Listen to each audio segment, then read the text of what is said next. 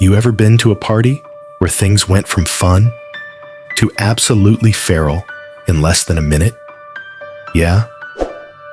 Now imagine that party wasn't even yours, and the person you called a friend stood by while their child tore the place to shreds. Well, buckle up. Because this story, it's not just about one chaotic child. It's about friendship, boundaries, and whether telling someone to yank their child makes you the bad guy, or the only one finally saying what everyone else was too afraid to say. This is AITA, and the stakes are emotional. Let's dive in. So our storyteller is a woman in her early 30s. She's married.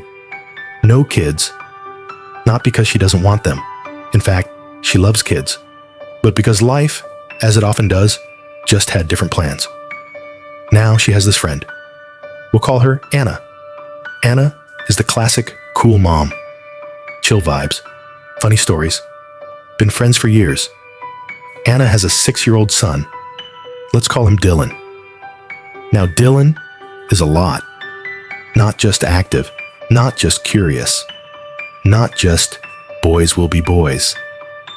Dylan is the feral kind of energy. The run through someone's house screaming and break 3 things in under 10 minutes kind of energy. You know the type. Every time they hang out, Anna brings Dylan. And every time, Dylan wreaks havoc. Not like one-off oopsie moments, like full-on destruction and no consequences. One time, Dylan took a permanent marker to the host's walls. Another time, he bit a dog. And what does Anna say?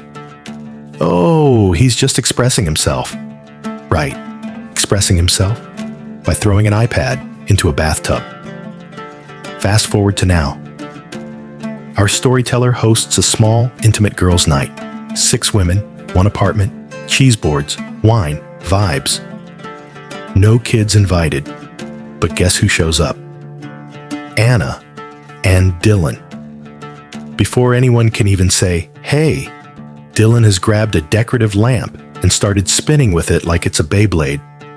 He knocks over a bowl of olives, then knocks over a wine glass. Then he disappears into the back room and rips apart a pillow. Feathers. Everywhere. The hostess? Mortified. She tries to hold it in, but it's boiling. And then, Dylan opens the balcony door, 6 stories up, and starts climbing the railing. This is not a drill. Hostess runs, screams, grabs him, and Anna laughs. Oh my God, he's such a climber, she says, like he just did a cute little somersault at gymnastics class. At this point, everyone's staring, shocked, uncomfortable. Some are quietly packing up to leave, and that's when the hostess snaps. She looks Anna dead in the eye and says, calmly but firmly, you need to yank your child before he seriously hurts himself or someone else. Silence. Anna's face turns red. She scoops up Dylan, who is now trying to stick a fork into an outlet, and storms out. No goodbye, no apology. Just a slammed door and stunned guests. Later that night, Anna texts her. She's livid, says she was humiliated, that she was attacked in front of others, that Dylan is spirited and being punished for being neurodivergent. She says that real friends are supposed to support you, not shame you. Now here's the kicker. The hostess does know that Dylan has been evaluated. Anna mentioned something about ADHD and sensory issues, but he's never been in any kind of therapy or received any formal diagnosis. Anna refuses, says she doesn't want her son labeled, which might be admirable in theory, but in practice, it's left everyone else to clean up the consequences. So now, the hostess is wondering, was she wrong? Did she go too far? Should she have just kept quiet and let Dylan keep acting out for the sake of keeping the peace? Or is there a line? And did Dylan cross it 10 times over? Let's break it down. First off, Kids are not easy. Parenting is hard. Neurodivergent kids, even harder. But here's the deal. Being neurodivergent is not a free pass for dangerous, destructive behavior, especially when no one is doing anything to manage it. It's like giving someone a car with no brakes and saying, "Drive safe," and to show up at someone's home, uninvited, unannounced, and with a child who's known to be a handful, is already disrespectful. To then ignore that child's behavior, laugh it off, and call others the problem. That's not just bad parenting. That's entitlement.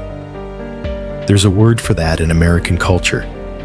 It's called weaponized innocence, where the parent hides behind the child's age or diagnosis or uniqueness, while everyone else is left holding the emotional bag. This hostess tried. She gave grace. Again and again. She bit her tongue at other gatherings. She let Dylan spin and spill and smash over and over. And when things escalated to the point of danger, she said something. Not with insults, not with cruelty, just honesty. And the truth? Sometimes truth sounds sharp to people who've built comfort around denial. Here's what's inspiring about this story. It takes courage to speak up, especially when it's your friend, especially when it's a kid, because the moment you say something, you're painted as judgmental, or uptight, or anti-child. But standing up for safety, for boundaries, for the sanity of everyone in that room, that's strength. And sometimes being a real friend means telling someone what they don't want to hear. Because enabling chaos isn't kindness. And staying silent while others suffer, that's not friendship. That's fear. So where does that leave us? Let me give you my take. As someone who's seen a lot of these AITA stories, I've noticed a trend. We live in a culture where speaking the truth is often seen as more offensive than the behavior itself. You say, your child is out of control, and you become the villain. Even if that child almost jumped off a balcony, we're so obsessed with not offending anyone, we forget how many people get hurt by our silence. The hostess in this story? She didn't shame Anna. She didn't yell or throw insults. She set a boundary, one that was long overdue. And if Anna felt embarrassed, maybe it's because deep down, she knows the truth. Her child needs help. And until she accepts that, every room he walks into will become a battleground. So no, the hostess isn't the villain here. She's the wake-up call. The one person brave enough to say, this is not okay. And maybe, just maybe, that's the kind of friend Anna needs most, even if she doesn't realize it yet. Now I want to hear from you. Was the hostess too harsh? Or was it about time someone told Anna the truth? Have you ever been in a situation where a friend's parenting crossed the line? And what would you have done if you were there that night? Drop your thoughts in the comments. Because on AITA Stories, we don't just watch the drama, we live it. And sometimes we learn from it. Until next time, stay kind, stay brave, and always remember, speaking up isn't cruelty, it's clarity. See you in the next story.